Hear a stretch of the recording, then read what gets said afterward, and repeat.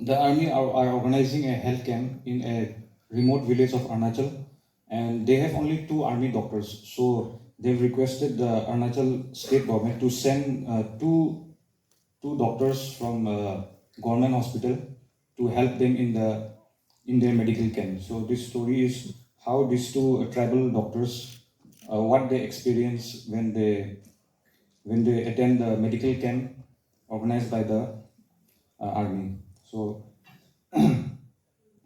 sir, we have reached the army camp, the driver declared as the bolero drove past the suspicious eyes of Jawans manning the gate of the military station at Jairampur.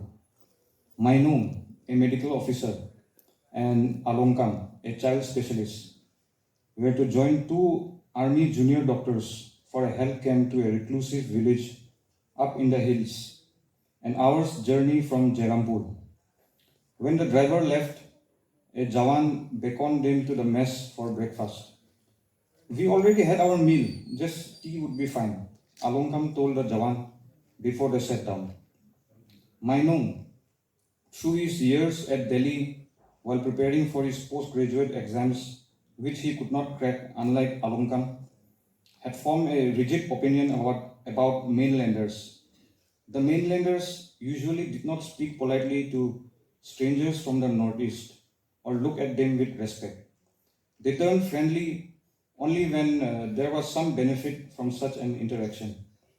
He felt that news reports of decades of racism against northeastern people in the metros and the subsequent hue and cry in the parliament had sensitized him to some extent about this attitude of theirs, or they just pretended they were no longer repulsed by our looks or our culture so as to seem tolerant. He felt uneasy venturing inside military stations, and this unease was specified only by the sight of Jawans with Mongoloid features in prominent numbers inside such stations. One such Jawan, having a breakfast of roti and sabji, sat opposite the doctors. Mainong spontaneously broke ice with the Jawan because he was Mongoloid. But after the conversation, he did not approve much of him. He too was an Arunachali, though from the